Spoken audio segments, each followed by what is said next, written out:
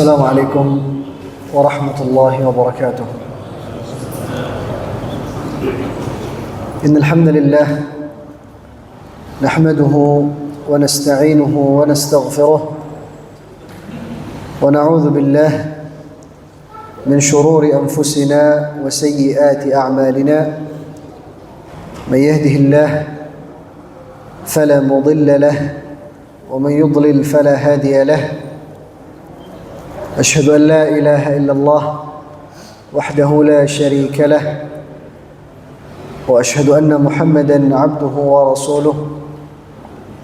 يا أيها الذين آمنوا اتقوا الله حق تقاته ولا تموتن إلا وأنتم مسلمون. يا أيها الناس اتقوا ربكم الذي خلقكم من نفس واحدة وخلق منها زوجها وبث منهما رجالا كثيرا ونساء واتقوا الله الذي تساءلون به والأرحام إن الله كان عليكم رقيبا. يا أيها الذين آمنوا اتقوا الله وقولوا قولا سديدا يصلح لكم أعمالكم ويغفر لكم ذنوبكم ومن يطع الله ورسوله فقد فاز فوزا عظيما. أما بعد فإن أصدق الحديث كتاب الله وخير الهدي هدي محمد صلى الله عليه وسلم وشر الأمور محدثاتها فإن كل محدثة بدعة وكل بدعة ضلالة وكل ضلالة في النار. معاشر المسلمين حاضرين رحمني ورحمكم الله جميعا. Alhamdulillah, kita panjatkan puji dan syukur kepada Allah Subhanahu wa taala atas segala limpahan nikmat yang Allah berikan kepada kita semua. Alhamdulillah, pada malam hari yang berbahagia ini Allah Subhanahu wa taala masih memberikan kesempatan kepada kita semua, taufik, waktu luang, kesehatan untuk bisa berkumpul di salah satu rumah dari rumah-rumah Allah Subhanahu wa taala dalam rangka at-tawasi bil haqq wat tawasi bis sabr. Saling nasihat, menasihati di atas kebenaran dan saling nasihat menasihati di atas kesabaran. Semoga Allah Subhanahu wa taala menerima semua amal ibadah kita. Hadirin rahimani wa rahimakumullah jami'an. Insyaallah taala yang menjadi tema dari kajian kita pada malam hari ini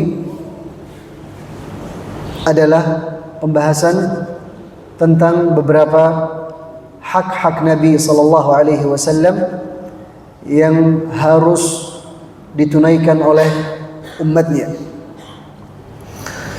Dijelaskan oleh ahlul ilm bahwasanya Nabi sallallahu alaihi wasallam memiliki beberapa hak penting yang harus kita perhatikan, yang harus kita pelajari dan fahami serta kita tunaikan. Yang pertama adalah beriman akan kenabian dan kerasulan Nabi kita Nabi Muhammad sallallahu alaihi wasallam. Terkumpul di dalam hak yang pertama ini tiga perkara. Yang pertama adalah hendaknya kita mengimani dan meyakini bahwasanya Nabi kita Nabi Muhammad sallallahu alaihi wasallam adalah seorang nabi dan rasul yang dimana Allah Subhanahu wa taala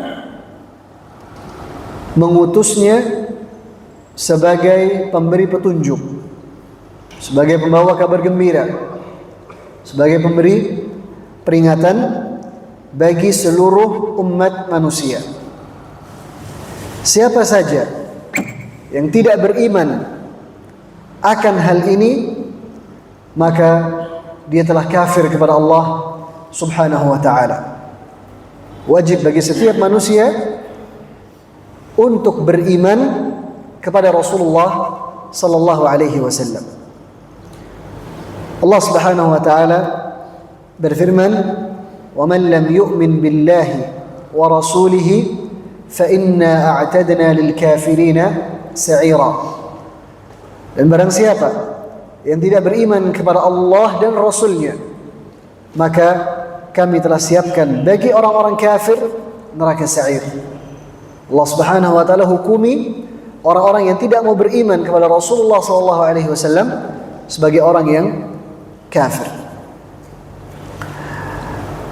Kemudian di dalam Sahih Muslim, Rasulullah sallallahu alaihi wasallam pernah bersabda, "Walladzi nafsu Muhammadin biyadihi la yasma'u bi ahadun min hadhihi al-ummah yahudiyyun wala nasrani thumma yamutu wa lam yu'min billadzi ursiltu bihi illa kana min ashabin nar." Kata Nabi sallallahu alaihi wasallam, demi Allah yang jiwa Muhammad berada di tangannya, tidaklah seorang pun dari kalangan manusia mendengar tentang aku, baik dia adalah seorang Yahudi atau seorang Nasrani, kemudian dia mati dalam keadaan tidak beriman kepadaku, illa kana min ashabin nar. Kata Nabi SAW, kecuali dia pasti penghuni neraka. Nasallahu salamah wal afiyah. Ini poin yang pertama. Wajib kita beriman bahwasanya Rasulullah SAW adalah seorang nabi dan rasul yang Allah utus kepada seluruh manusia. Kemudian yang kedua, kita harus meyakini dan mengimani bahwasanya Rasulullah sallallahu alaihi wasallam, risalah yang beliau bawa, dakwah yang beliau bawa, agama yang beliau bawa adalah ditujukan kepada seluruh jin dan manusia tanpa ada pengecualian. Apapun bangsa mereka, apapun bahasa mereka, dimanapun negara mereka, warna kulit mereka, seluruhnya dicakup oleh dakwah Nabi sallallahu alaihi wasallam. Jadi Nabi sallallahu alaihi wasallam itu bukan hanya diutus kepada orang Arab saja, tapi Nabi sallallahu alaihi wasallam diutus kepada seluruh jin dan manusia. Siapapun dia, semenjak Nabi sallallahu alaihi wasallam diutus sampai hari kiamat, mereka semua harus beriman kepada Nabi sallallahu alaihi wasallam. Tidak boleh seorang pun yang boleh keluar untuk tidak menerima ajaran Nabi sallallahu alaihi wasallam. Siapapun dia wajib untuk menerima dakwah Nabi Muhammad sallallahu alaihi wasallam. Allah Subhanahu wa taala berfirman, "Wa ma arsalnaka illa kaffatan lin-nas basyiran wa nadhira." Dan tidaklah kami utus engkau wahai Muhammad kecuali menyeluruh kepada seluruh manusia tanpa ada pengecualian. Basyiran wa nadhira, sebagai pemberi kabar gembira dan sebagai pemberi peringatan. Dalam ayat yang lain Allah Subhanahu wa taala berfirman, "Wa ma arsalnaka illa rahmatan lil alamin." Dan tidaklah kami utus engkau wahai Muhammad kecuali sebagai rahmat bagi seluruh alam semesta, termasuk di dalamnya jin dan manusia. Di dalam hadis yang diriwayatkan oleh Imam Muslim, Rasulullah sallallahu alaihi wasallam mengatakan, "Wa ursiltu ilal khalqi kaffah." Dan aku diutus oleh Allah Subhanahu wa taala kepada seluruh makhluk tanpa ada pengecualian. Baik. Kemudian poin yang ketiga, kita harus meyakini dan mengimani bahwasanya Rasulullah sallallahu alaihi wasallam adalah khatamul anbiya'i wal mursalin. Beliau adalah penutup para nabi dan rasul. Tidak ada lagi nabi dan rasul yang datang setelah Nabi Muhammad sallallahu alaihi wasallam.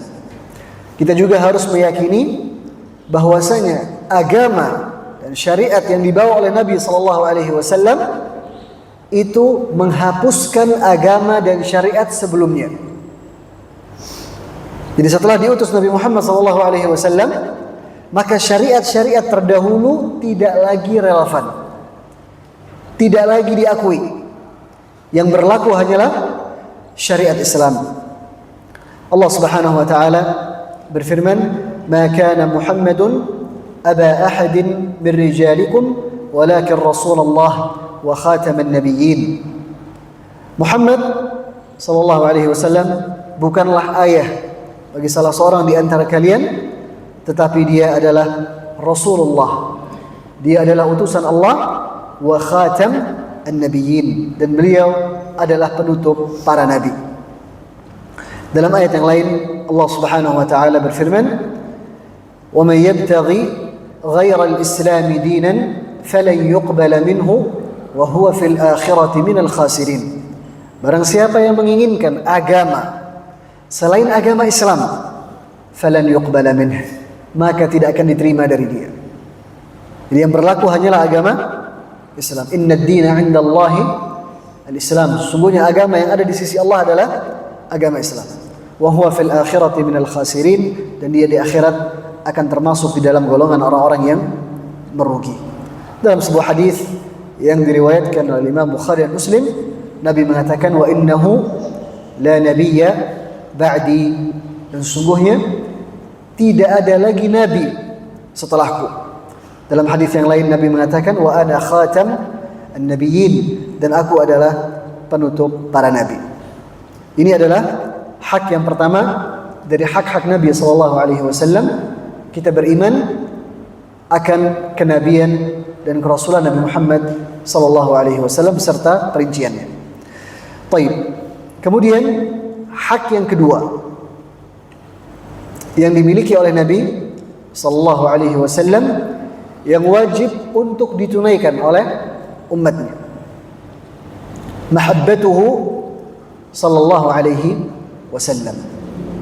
Kita semua harus mencintai Nabi sallallahu alaihi wasallam.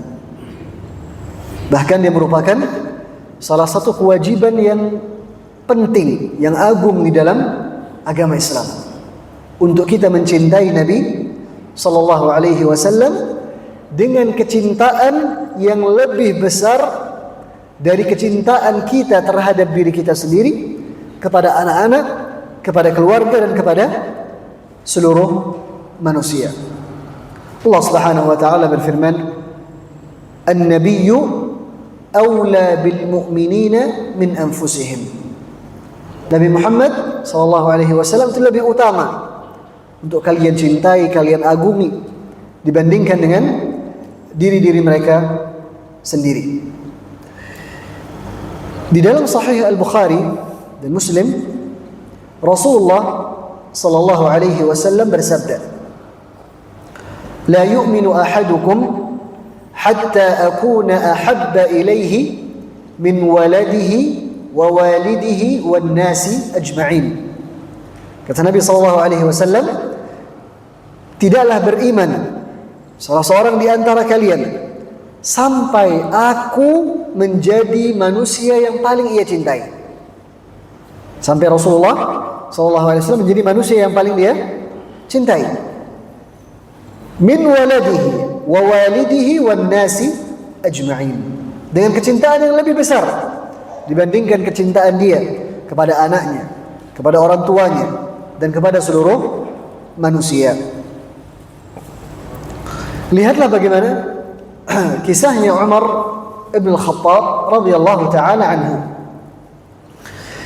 Diceritakan oleh Abdullah bin Hisham, beliau mengatakan, "Kunna ma'an Nabi sallallahu alaihi wasallam wa huwa akhidhun bi yadi Umar bin Khattab." Kami sedang bersama Rasulullah sallallahu alaihi wasallam, Nabi memegang tangannya Umar bin Khattab radhiyallahu taala anhu. Kemudian Umar radhiyallahu taala anhu mengatakan kepada Nabi SAW, "Ya Rasulullah, la anta ahabbu ilayya min kulli syai'in illa min nafsi." Wahai Rasulullah, sesungguhnya engkau adalah sesuatu yang paling aku cintai dari segala sesuatu, kecuali dari diriku sendiri.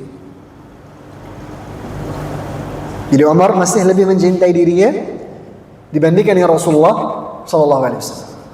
Maka Rasulullah sallallahu alaihi wasallam langsung mengajarkan Umar bin Khattab radhiyallahu taala anhu bagaimana sikap yang benar terhadap Nabi sallallahu alaihi wasallam. Nabi berkata kepadanya, "La walladhi nafsi biyadihi."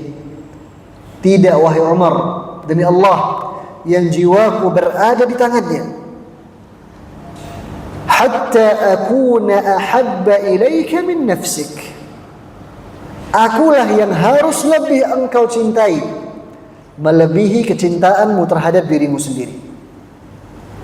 Maka kemudian Umar radhiyallahu ta'ala anhu mengatakan, "Fa innaka al-ana wallahi la anta ahabbu ilayya min nafsi."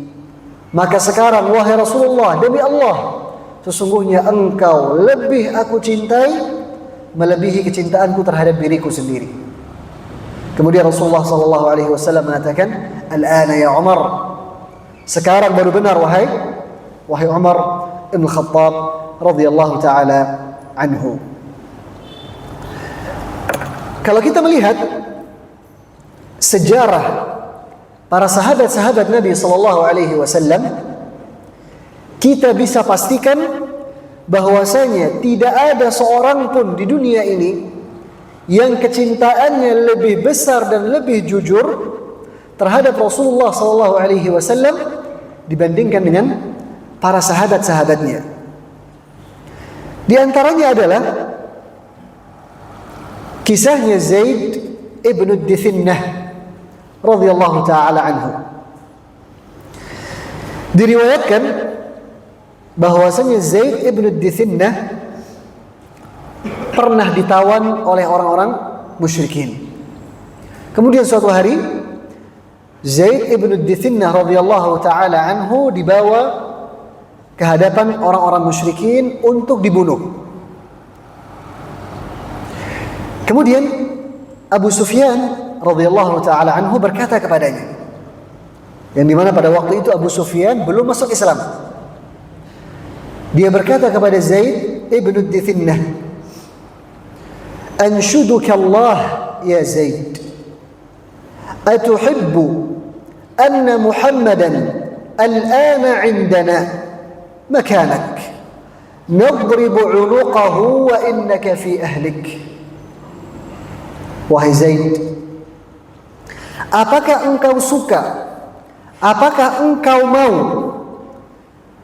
Muhammad sallallahu alaihi wasallam sekarang berada di posisimu? Kami bunuh dia, sedangkan engkau bersama keluargamu di rumahmu. Abu Sufyan berkata kepada dia, bagaimana kalau tukeran posisinya? Nabi Muhammad SAW sekarang di posisimu, sedangkan engkau bersama keluargamu di rumah. Lihat bagaimana jawaban Zaid ibn Dithinnah radhiyallahu taala anhu, "Wallahi ma uhibbu anna Muhammadan al-ana fi makanihi alladhi huwa fihi tusibuhu shawkatun tu'dhihi wa inni jalisun fi ahli." Dan bagaimana kecintaan Zaid kepada Rasulullah SAW. Demi Allah, aku tidak suka Muhammad SAW sekarang ini bersama keluarganya di rumahnya, kemudian dia tertusuk dengan satu duri, dan aku juga bersama keluargaku di rumahku. Jangankan tukeran untuk dibunuh, dia di rumahnya bersama keluarganya. Aku tidak suka kalau ada satu duri yang mengenai Nabi Muhammad sallallahu alaihi wasallam. Maka Abu Sufyan radhiyallahu taala anhu mengatakan, "Ma ra'aitu minan nasi ahadan yuhibbu ahadan ka hubbi ashabi Muhammadan sallallahu alaihi wasallam. Aku belum pernah melihat di kalangan manusia seorang pun yang lebih mencintai seseorang seperti kecintaan sahabat-sahabat Muhammad sallallahu alaihi wasallam kepada Nabi Muhammad sallallahu alaihi wasallam. Lihatlah bagaimana sahabat Abu Talha Al-Ansari radhiyallahu taala anhu, ketika dia menjadikan dirinya sebagai tameng bagi Rasulullah sallallahu alaihi wasallam pada waktu perang Uhud. فأشرف صلى الله عليه فأشرف رضي الله تعالى عنه لينظر فأشرف صلى الله عليه وسلم لينظر إلى القوم فقال له أبو طلحة. Sampai diceritakan bahwasanya Rasulullah sallallahu alaihi wasallam mendongak ingin melihat bagaimana keadaan kaum muslimin di saat perang Uhud. Kata Abu Talha radhiyallahu taala anhu, "Ya Nabi Allah, bi abi anta wa ummi la tushrif." Wahai Nabi Allah, jangan engkau mendongak-dongak. Jangan engkau berusaha untuk melihat keadaan peperangan. Ayahku dan ibuku sebagai tebusan untukmu. La yusibka syai'un min sihamil adu. Jangan sampai engkau terkena oleh panahnya musuh, wahai Rasulullah.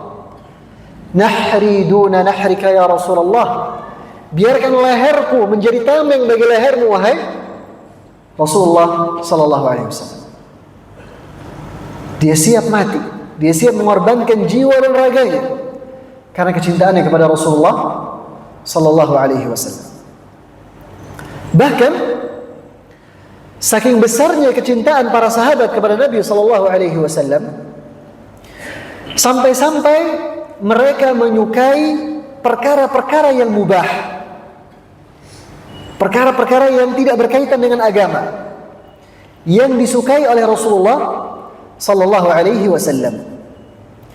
Dikisahkan di dalam Sahih Al-Bukhari dan Sahih Muslim dari sahabat Anas radhiyallahu taala anhu, anna khayyatan da'a an-nabiy sallallahu alaihi wasallam faqaddama lahu ta'aman kana fihi dubba. Disebutkan bahwasanya Rasulullah sallallahu alaihi wasallam pernah diundang oleh seorang tukang jahit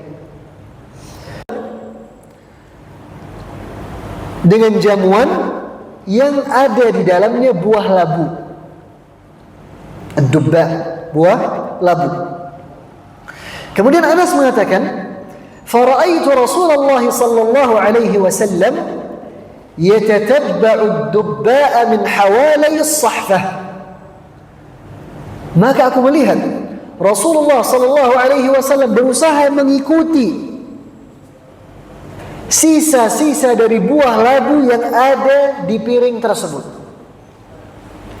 Ini menunjukkan Nabi senang dengan buah labu. Anas radhiyallahu taala anhu memperhatikan hal ini. Kemudian dia mengatakan, "Falam azal uhibbu ad-dubba'a min yaumi idh." Maka semenjak hari itu aku pun suka makan labu. Kata Anas radhiyallahu taala anhu, ini padahal perkara-perkara yang mubah, yang tidak berkaitan dengan urusan agama. Nabi SAW suka makan labu. Anas karena cintanya kepada Rasulullah SAW, dia pun juga suka makan labu. Ketika melihat Rasulullah SAW sangat menyukai buah labu. Baik. Ada beberapa sebab yang bisa menjadikan seorang Muslim cinta kepada Nabi sallallahu alaihi wasallam. Di antaranya, hendaknya kita menghadirkan bahwasanya Allah Subhanahu wa taala mencintai Nabi Muhammad sallallahu alaihi wasallam. Kalau kita ngaku cinta kepada Allah Subhanahu wa taala, maka kita pun harus cinta kepada siapapun yang Allah Subhanahu wa taala cintai. Allah mencintai Nabi Muhammad SAW. Kalau kita ngaku cinta kepada Allah, kita juga harus cinta kepada Nabi Muhammad SAW. Kemudian juga Allah Subhanahu Wa Taala telah memerintahkan kita untuk cinta kepada Nabi Muhammad sallallahu alaihi wasallam, maka kita taati perintah Allah Subhanahu wa taala. Kemudian yang ketiga, Nabi sallallahu alaihi wasallam adalah sebab kita mendapatkan hidayah dari Allah Subhanahu wa taala. Kalau bukan karena Nabi Muhammad sallallahu alaihi wasallam, mungkin kita bukan berada di dalam agama Islam. Sallallahu wal afiyah.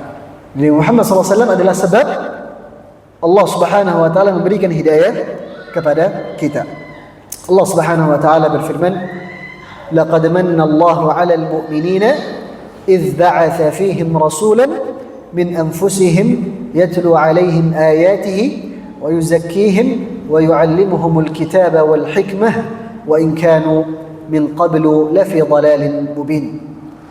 Dan Allah Subhanahu wa taala telah memberikan karunia-Nya kepada orang-orang yang beriman ketika Allah mengutus kepada mereka seorang rasul dari diri-diri mereka sendiri yang membacakan kepada mereka ayat-ayat Allah, yang mensucikan mereka, yang mengajarkan mereka Al-Quran dan Sunnah, yang dimana sebelumnya mereka berada di dalam kesesatan yang sangat nyata. Kemudian yang keempat, bahwasanya Nabi sallallahu alaihi wasallam terkumpul di dalamnya segala bentuk kesempurnaan. Fitrah manusia menyukai sesuatu yang sempurna. Maka segala bentuk kesempurnaan ada di dalam diri Nabi sallallahu alaihi wasallam.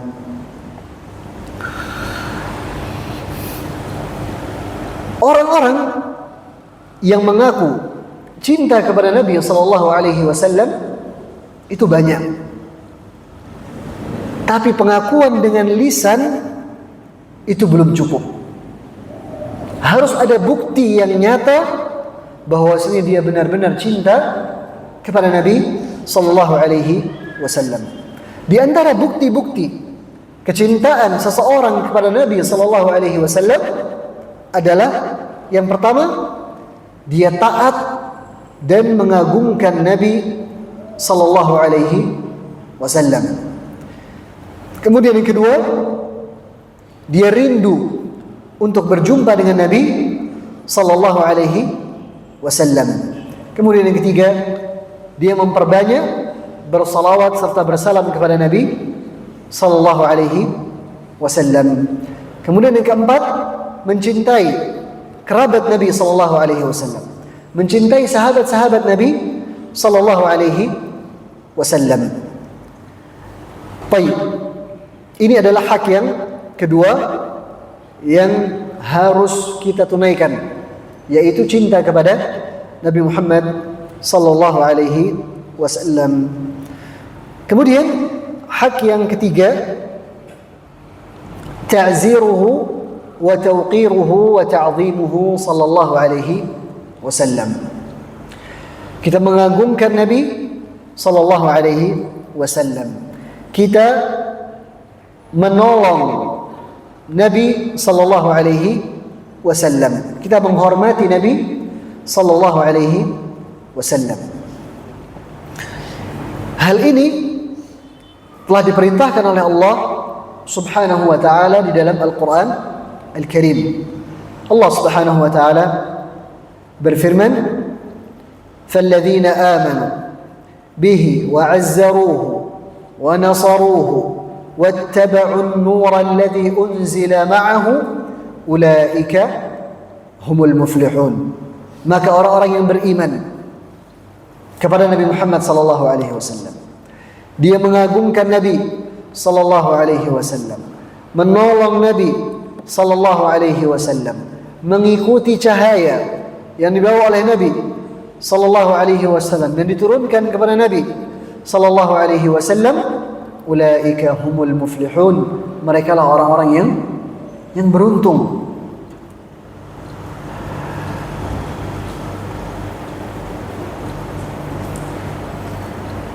Kalau kita melihat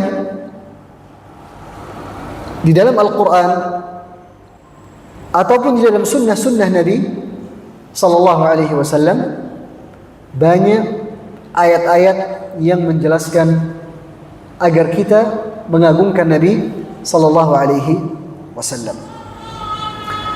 Di antaranya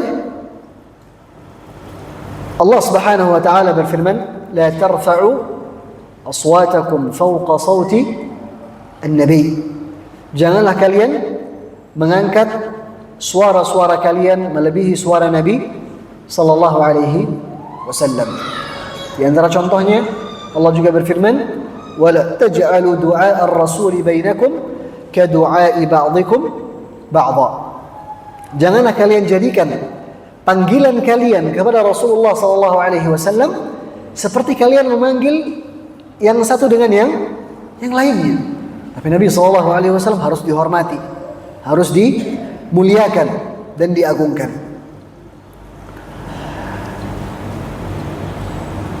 Baik. Lihatlah bagaimana kisah yang diriwayatkan dari sahabat Urwah ibn Mas'ud radhiyallahu taala anhu. Ketika dia bertemu dengan orang-orang Quraisy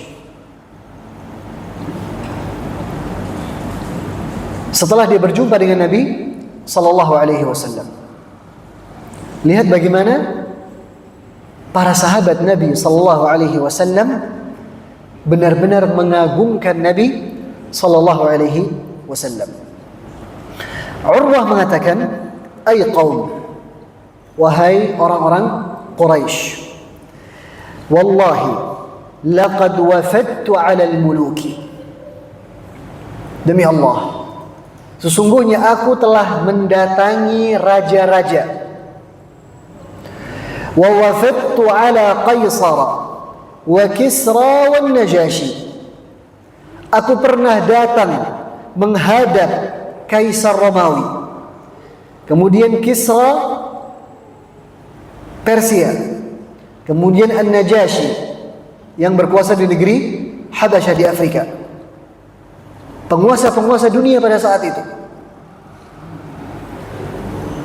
Wallahi in ra'aitu malikan qat yu'azzimuhu ashabuhu ma yu'azzimu ashabu Muhammadan sallallahu alaihi wasallam. Dia bilang, demi Allah, sesungguhnya aku belum pernah melihat seorang raja pun yang orang-orang di sekelilingnya mengagungkan dia melebihi pengagungan sahabat-sahabat Muhammad sallallahu alaihi wasallam kepada Nabi Muhammad sallallahu alaihi wasallam. Wallahi in tanakhama nukhamatan illa waqa'at fi kaffi rajulin minhum fadallaka biha wajhahu wa jildah. Demi Allah, tidaklah Nabi Muhammad sallallahu alaihi wasallam membuang ludah kecuali ludahnya tersebut mendarat di salah satu tangan dari tangan-tangan mereka. Tangannya para sahabat Nabi sallallahu alaihi wasallam. Fadallaka biha wajhahu wa jildah. Kemudian dia usapkan kepada wajah dan kulitnya. Apa yang datang dari Nabi sallallahu alaihi wasallam itu berkah. Dan ini berlaku hanya pada Nabi sallallahu alaihi wasallam, para nabi dan rasul. Air liur mereka, keringatnya, darahnya, semuanya mengandung keberkahan. Jangan disamakan dengan manusia biasa. Ini hanya berlaku bagi para nabi dan rasul. Kemudian wa idza amarahum ibtadaru amrah. Kalau Nabi sallallahu alaihi wasallam memerintahkan sebuah perintah, mereka bersegera mengerjakan perintah tersebut.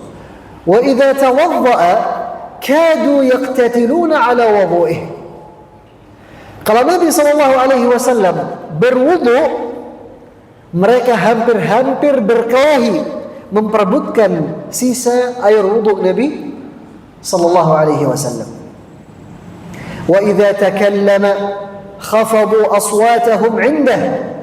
Kalau Nabi sallallahu alaihi wasallam berbicara, maka mereka semuanya senyap dan diam.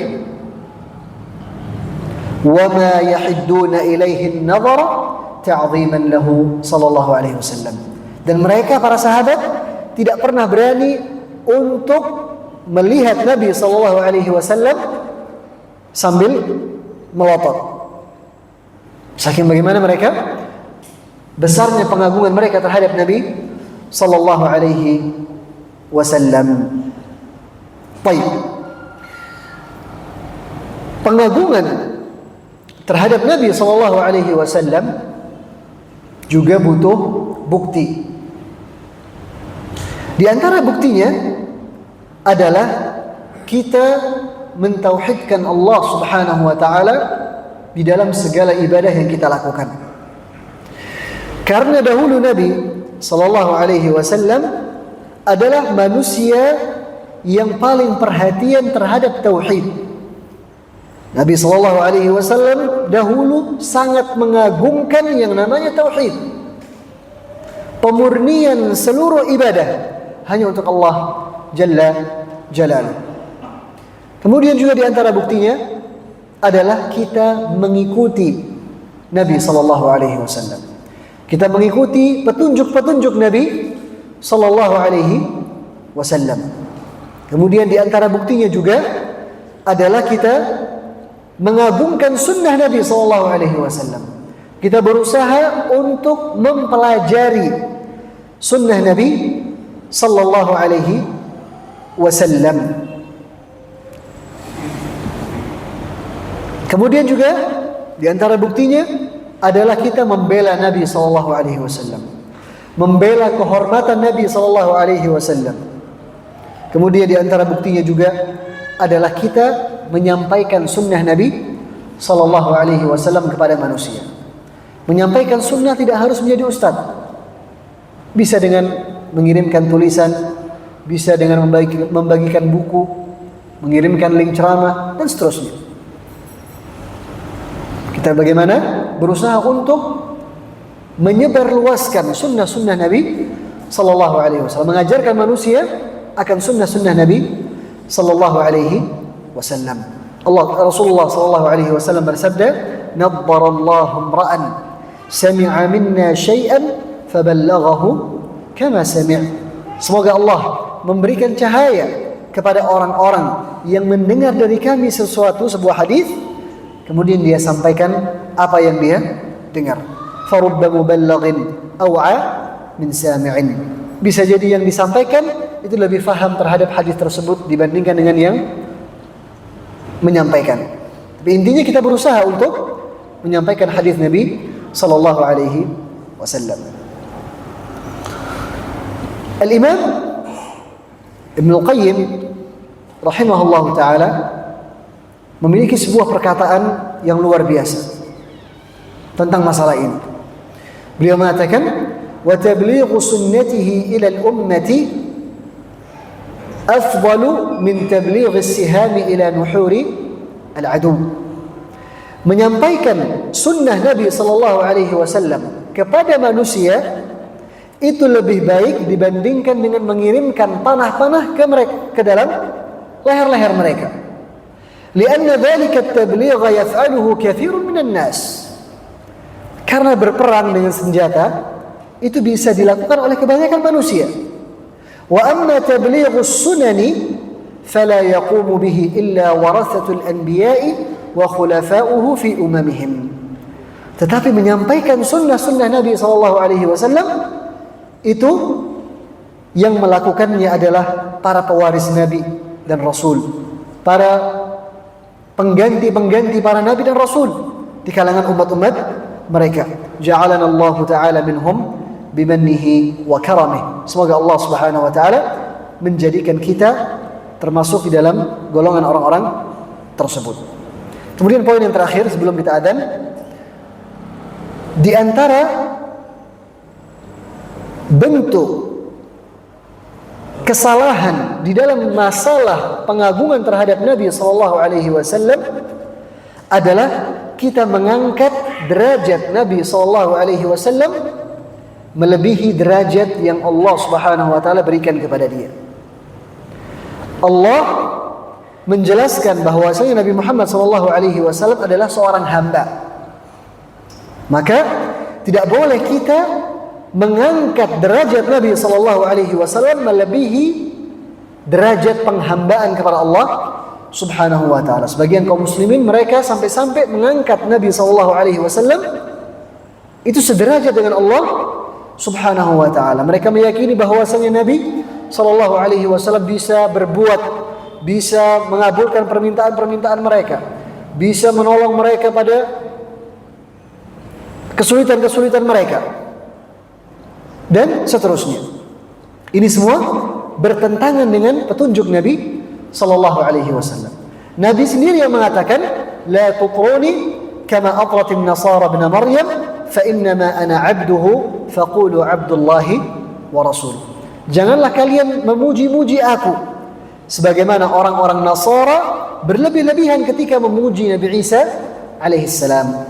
Fa innama ana 'abduh, sesungguhnya aku ini hanyalah hamba Allah, faqulu 'abdullahi wa rasuluh, maka katakanlah bahwasanya Muhammad itu adalah hamba Allah dan rasulnya. Baik. Sallallahu ala nabiyyina Muhammad wa ala alihi wa sahbihi ajma'in. Subhanakallahumma bihamdika asyhadu an la ilaha illa ant astaghfiruka wa atubu ilaik. Insyaallah taala habis salat kita tambah sedikit. Assalamualaikum warahmatullahi wabarakatuh. Wassalatu wassalamu ala Rasulillah wa ala alihi wa sahbihi wa man walah. Amma ba'd. Hak yang keempat yang dimiliki oleh Nabi sallallahu alaihi wasallam yang harus ditunaikan oleh umatnya adalah ta'atuhu wattiba'uhu wattaslimu lah sallallahu alaihi wasallam. Taat kepada Nabi sallallahu alaihi wasallam, mengikuti Nabi sallallahu alaihi wasallam, serta tunduk dan patuh terhadap Nabi sallallahu alaihi wasallam. Di sini ada beberapa poin yang penting. Yang pertama adalah wajib bagi setiap muslim untuk mencintai sunnah Nabi sallallahu alaihi wasallam, untuk mengagungkan sunnah Nabi sallallahu alaihi wasallam. Ini merupakan bagian dari kecintaan dia kepada Nabi sallallahu alaihi wasallam. Kemudian yang kedua, wajib untuk dia yakini bahwasanya sunnah Nabi sallallahu alaihi wasallam adalah puncak kesempurnaan. Ketika seseorang mengikuti sunnah Nabi sallallahu alaihi wasallam, ketahuilah yang dia ikuti adalah petunjuk yang paling agung.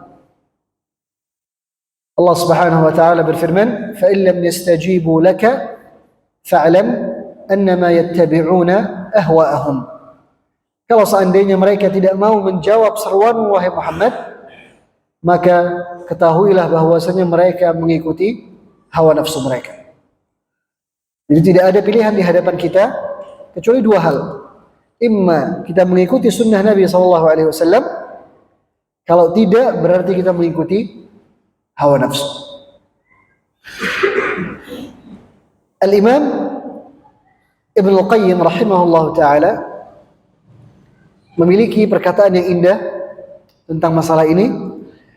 Beliau mengatakan, falahu sallallahu alaihi wasallam hawdani aziman. Nabi sallallahu alaihi wasallam memiliki dua telaga yang sangat agung. Hawdun fid dunya wa huwa sunnatuhu wa ma jaa.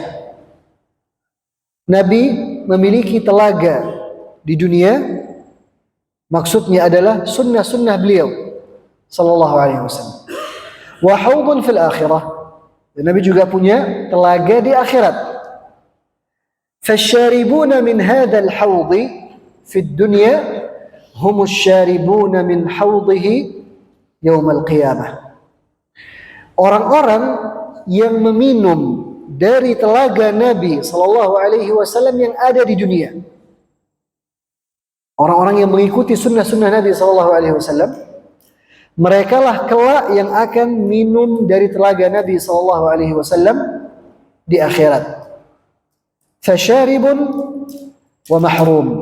wa mustaqil wa mustakthir. Ada orang yang mau minum, ada yang tidak mau minum.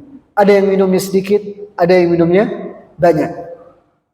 Faman dhami'a min sunnatihi fi hadhihi ad-dunya wa lam yakun lahu minha shirbun fahuwa fil akhirati ashaddu dhama'an wa aharru kabida. Kata beliau, maka siapa saja yang tidak mau meminum, yang merasa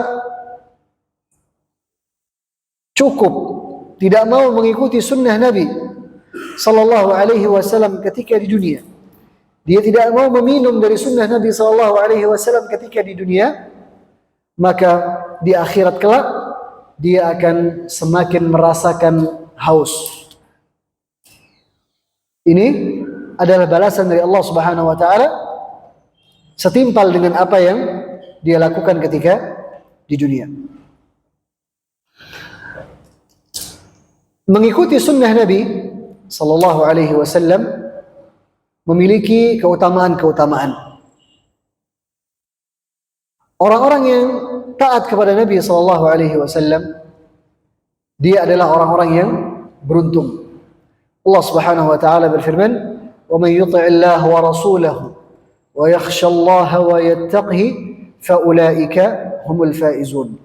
Barang siapa yang taat kepada Allah dan Rasulnya, kemudian dia takut kepada Allah, bertakwa kepada Allah, maka mereka adalah orang-orang yang menang, orang-orang yang beruntung. Taat kepada Rasulullah sallallahu alaihi wasallam adalah sebab kita mendapatkan rahmat Allah Subhanahu wa taala. Allah Subhanahu wa taala berfirman, "Wa athi'u Allah war rasula la'allakum turhamun." Taatlah kalian kepada Allah dan Rasulnya agar kalian diberikan rahmat oleh Allah Subhanahu wa taala. Taat kepada Rasulullah sallallahu alaihi wasallam adalah sebab hidayah. Allah Subhanahu wa taala berfirman, "Wa in tuti'uhu tahtadu." Kalau kalian taat kepada dia, kepada Nabi Muhammad sallallahu alaihi wasallam, maka niscaya kalian akan berada di atas hidayah. Taat kepada Rasulullah sallallahu alaihi wasallam, balasannya adalah surga Allah. Rasulullah sallallahu alaihi wasallam mengatakan, "Kullu ummati yadkhuluna al-jannata illa man aba." Setiap dari umatku mereka akan masuk dalam surga kecuali orang-orang yang enggan. Maka para sahabat mengatakan, "Wa man ya'ba ya Rasulullah?" Wahai Rasulullah, siapakah mereka yang enggan untuk masuk ke dalam surga? Nabi mengatakan, "Man ata'ani dakhala al-jannah wa man 'asani faqad aba." Siapa yang taat kepadaku, dia akan masuk ke dalam surga. Siapa yang membangkang, yang menyelisihi perintahku, maka dialah orang yang enggan masuk ke dalam surga. Taat kepada Rasulullah sallallahu alaihi wasallam akan memberikan ampunan dari Allah Subhanahu wa taala. Allah Subhanahu wa taala berfirman, "Qul in kuntum tuhibbuna Allah fattabi'uni yuhibbukum Allah wa yaghfir lakum dhunubakum." Katakanlah, apabila kalian benar-benar cinta kepada Allah, maka ikutilah aku.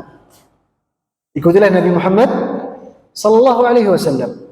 Yuhibbukumullah, maka Allah akan cinta kepada kalian, wa yaghfir lakum dzunubakum, dan Allah akan mengampuni dosa-dosa kalian. Kemudian di akhirat orang-orang yang menyelisihi perintah Rasulullah sallallahu alaihi wasallam diancam dengan azab yang pedih. Allah Subhanahu wa taala berfirman, "Wa man yushaqiq ar-rasula min ba'di ma tabayyana lahu al-huda wa yattabi' ghayra sabilil mu'minin nuwallihi ma tawalla wa nuslihi jahannam wa sa'at masira." Barang siapa yang menyelisihi Rasul sallallahu alaihi wasallam setelah jelas baginya petunjuk, kemudian dia mengikuti selain jalannya orang-orang yang beriman, maka kami akan palingkan dia sebagaimana dia berpaling, dan kami panaskan baginya neraka Jahannam, dan Jahannam adalah seburuk-buruk tempat kembali. Kemudian Belum lagi ancaman serta balasan yang diberikan kepada dia di dunia. Di akhirat diancam dengan azab yang pedih, di dunia akan diberikan kehinaan oleh Allah Subhanahu wa taala. Orang-orang yang menyelisihi sunnah Nabi sallallahu alaihi wasallam akan diberikan kehinaan oleh Allah Subhanahu wa taala. Rasulullah sallallahu alaihi wasallam bersabda, "Wa ju'ila adh-dhillatu was-sagharu 'ala man khalafa amri." Dan telah dijadikan kehinaan dan kekerdilan bagi orang-orang yang menyelisihi perintah Rasulullah sallallahu alaihi wasallam. Kemudian hendaknya kita untuk bersegera menjawab seruan Nabi sallallahu alaihi wasallam, untuk benar-benar mengamalkan sunnah-sunnah Nabi sallallahu alaihi wasallam. Kemudian yang selanjutnya, hendaknya kita benar-benar tunduk dan patuh terhadap sunnah-sunnah Nabi sallallahu alaihi wasallam. Allah Subhanahu wa taala berfirman, "Fala wa rabbika la yu'minuna hatta yuhakkimuka fima shajara bainahum thumma la yajidu fi anfusihim harajan mimma qadait wa yusallimu taslima."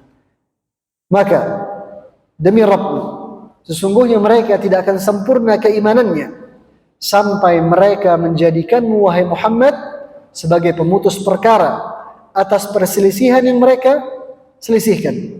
Kemudian mereka tidak boleh mendapatkan atau merasakan di dalam diri mereka perasaan tidak suka, perasaan sempit atas apa yang engkau putuskan. Wa yusallimu taslima. Dan mereka harus benar-benar tunduk dan patuh terhadap apa yang engkau putuskan, wahai Rasulullah sallallahu alaihi wasallam. Lihatlah Imam Asy-Syafi'i rahimahullahu taala ketika pernah ditanya oleh seseorang tentang sebuah hadis Nabi sallallahu alaihi wasallam. Kemudian orang ini mengatakan, "Fama taqul?" Kalau engkau, wahai imam, apa pendapatmu? Setelah sebelumnya dia membawakan hadis, kemudian dia bertanya tentang pendapatnya Imam Asy-Syafi'i. Maka Imam Asy-Syafi'i rahimahullah mengatakan, "Irta'ada wa intafad." Beliau bergetar. Beliau mengatakan, "Ayyu sama'in tudhilluni wa ayyu ardin tuqilluni idza rawaitu an Rasulillah sallallahu alaihi wasallam wa qultu bi ghairihi." Langit mana yang bisa menaungi aku, bumi mana yang bisa aku pijak, kalau seandainya aku meriwayatkan sebuah hadis dari Rasulullah sallallahu alaihi wasallam, kemudian aku berpendapat selain dengan apa yang ada di dalam hadis tersebut. Inilah yang kita jadikan sebagai panutan. Bagaimana ittiba'nya beliau terhadap sunnah Nabi sallallahu alaihi wasallam. Allah Subhanahu wa taala berfirman, "Ma kana wa ma kana li mu'minin wa la mu'minah idza qada Allah wa rasuluhu amran an yakuna lahumul khiyaratu min amrihim." Tidaklah pantas bagi seorang mukmin dan mukminah apabila Allah dan Rasulnya telah menetapkan sebuah perkara, maka mereka tidak lagi memiliki pilihan kecuali harus mengikuti apa yang Allah dan Rasulnya tetapkan. Pernah seseorang bertanya kepada sahabat Abdullah ibn Umar radhiyallahu taala anhuma tentang salat di Mina ketika melakukan ibadah haji. Lima kanat maqsurah. Orang ini bertanya kepada Abdullah bin Umar, "Wahai Ibn Umar, kenapa ketika salat di Mina pada waktu haji, salat kita maksur? Salat yang 4 rakaat dilakukan 2 rakaat, dikosor." Maka Abdullah bin Umar radhiyallahu taala anhu mengatakan, "Hal sami'ta bi Muhammadin sallallahu alaihi wasallam?" Wahai fulan, apakah engkau pernah mendengar seseorang yang namanya Muhammad sallallahu alaihi wasallam. Orang ini mengatakan, "Na'am wa amantu bih." Tentu dan aku beriman kepadanya. Ibn Umar mengatakan, "Fa innahu kana yusalli bi Mina rak'atain." Dahulu Nabi Muhammad sallallahu alaihi wasallam salat di Mina 2 rakaat. Artinya dia mengqasar salat. Cukup sampai di situ jawaban Abdullah Ibn Umar. Tidak perlu bertele-tele. Cukup menjelaskan bahwasanya Rasulullah sallallahu alaihi wasallam melakukan hal itu. Maka kewajiban kita sebagai umatnya adalah mengikuti, bukan banyak tanya, tapi mengikuti sunnah Nabi sallallahu alaihi wasallam. Kemudian poin yang selanjutnya, yang terakhir, hendaknya kita berhati-hati, jangan sampai kita menambah-nambah sesuatu yang baru di dalam agama. Karena ketika seseorang melakukan amalan-amalan yang tidak ada contohnya di dalam agama, seakan-akan orang ini mengatakan bahwasanya sunnah Nabi sallallahu alaihi wasallam itu belum cukup. Masih bisa ditambah-tambahkan. Padahal Allah Subhanahu wa taala berfirman, "Al-yauma akmaltu lakum dinakum." Pada hari ini telah aku sempurnakan bagi kalian agama kalian. Agama Islam itu sudah sempurna. Tidak perlu kita berkreasi di dalam membuat-buat amalan-amalan yang baru di dalam agama. Sebagai penutup, kita bawakan kisahnya Sa'id ibn al-Musayyib rahimahullah ta'ala, seorang tabi'in yang mulia. Dikisahkan bahwasanya dia melihat seseorang berulang-ulang melakukan salat sunnah setelah azan subuh. Yang kita semua ketahui bahwasanya salat sunnah yang dilakukan antara azan subuh dan salat subuh hanya 2 rakaat. Kata Nabi sallallahu alaihi wasallam, "Raka'at al-fajri khairun min ad-dunya wa ma fiha." 2 rakaat yang dilakukan sebelum salat subuh, setelah adzan subuh, sebelum salat subuh, itu lebih baik dari dunia dan seisinya. Orang ini tidak mencukupkan hanya dengan 2 rakaat. Dia salat 2 rakaat, salam, kemudian salat lagi 2 rakaat. Salam, salat lagi 2 rakaat, terus. Maka kemudian orang ini ditegur oleh Sa'id ibn al-Musayyib rahimahullah. Dia mengatakan, orang itu mengatakan, orang yang ditegur, "Ya Aba Muhammad, ayu'adzibuni Allahu 'ala as-salah?" Wahai Abu Muhammad, wahai Sa'id ibn al-Musayyib, masa Allah Subhanahu wa taala akan menyiksa aku karena sebab aku salat berkali-kali? Ini bagaimana? Syubhat yang ada di kepalanya. Yang saya lakukan ini baik, salat 2 rakaat. Saya ulangi berkali-kali. Masa Allah Subhanahu wa taala akan menyiksa aku karena sebab salat ini? Maka Sa'id ibn al-Musayyib rahimahullah mengatakan, "La, walakin yu'adzibuka ala khilaf sunnah." Tidak, Allah Subhanahu wa taala tidak akan menyiksamu karena salatmu, tapi Allah akan menyiksamu karena engkau menyelisihi sunnah Nabi sallallahu alaihi wasallam.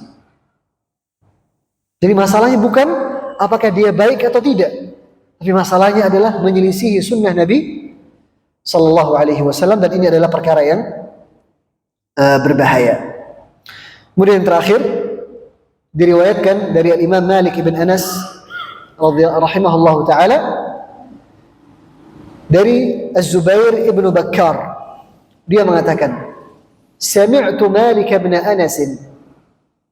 Aku pernah mendengar Al-Imam Malik ibn Anas rahimahullah didatangi oleh seorang laki-laki. Orang ini mengatakan, "Ya Aba Abdullah, min aina uhrim?" Wahai Imam, wahai Abu Abdullah, dari mana saya mengucapkan niat haji atau umrah? Imam Malik berada di kota Madinah. Imam Malik mengatakan, bin Dzul Hulaifah min haitsu ahrama Rasulullah sallallahu alaihi wasallam. Silahkan engkau miqat, membaca niat umrah atau haji dari Dzul Hulaifah. Kalau sekarang dikenal dengan nama Bi'r Ali di kota Madinah, tempat orang-orang miqat umrah atau haji. Min Dzul Hulaifah min haitsu ahrama Rasulullah sallallahu alaihi wasallam. Dari tempatnya Rasulullah sallallahu alaihi wasallam bermiqat. Maka orang ini mengatakan, inni uridu an uhrima minal masjid. Wahai imam, tapi saya maunya miqat dari masjid Rasulullah sallallahu alaihi wasallam. Karena akan semakin jauh jaraknya menuju ke kota Makkah. Kemudian kata Imam Ahmad, la taf'al. Jangan engkau lakukan hal itu. Orang ini ngotot, dia mengatakan, fa inni uridu an uhrima minal masjid min 'indil qabr. Saya tetap mau miqat dari masjidnya Rasulullah sallallahu alaihi wasallam, dari sisi kuburan Nabi sallallahu alaihi wasallam. Maka Imam Malik mengatakan, la taf'al. Jangan engkau lakukan. Fa inni akhsha 'alaika al-fitnah. Karena aku takut engkau tertimpa dengan sebuah fitnah. Orang ini mengatakan, wa ayyu fitnatin hadhihi? Fitnah apa wahai imam? Innama hiya amyalun aziduha. Ini hanya beberapa kilometer yang aku tambahkan antara masjid dengan Bi'r Ali. Hanya beberapa kilometer. Kata Imam Malik rahimahullah, wa ayyu fitnatin a'zam min an tara annaka sabaqta ila fadilatin qassara anha Rasulullah sallallahu alaihi wasallam. Apakah ada sebuah fitnah yang lebih besar ketika engkau merasa bahwasanya engkau melakukan sebuah kebaikan yang dahulu tidak dilakukan oleh Rasulullah sallallahu alaihi wasallam? Jadi seakan-akan engkau melihat dirimu lebih baik dari Rasulullah sallallahu alaihi wasallam. Rasulullah tidak pernah miqat dari masjid. Kemudian, inni sami'tu Allah yaqul, aku mendengar Allah Subhanahu wa taala berfirman, falyahdharil ladzina yukhalifuna an amrihi an tusibahum fitnah aw yusibahum adzabun alim. Maka berhati-hatilah orang-orang yang menyelisihi perintah Rasulullah sallallahu alaihi wasallam, bahwasanya dia bisa tertimpa dengan sebuah fitnah atau dia ditimpa dengan azab yang pedih. Ini firman Allah Subhanahu wa taala di dalam surat An-Nur ayat ke-63. Semoga Allah Subhanahu wa taala memberikan taufik kepada kita semua untuk bisa menunaikan hak-hak Nabi sallallahu alaihi wasallam, dan semoga apa yang disampaikan bermanfaat bagi saya sendiri dan para hadirin semua. Apabila ada yang kurang, saya mohon maaf karena terbatasnya ilmu. Sallallahu ala nabiyina Muhammadin wa ala alihi wa sahbihi ajma'in. Subhanakallahumma wa bihamdika asyhadu an la ilaha illa ant astaghfiruka wa atubu ilaik. Wassalamu alaikum warahmatullahi wabarakatuh.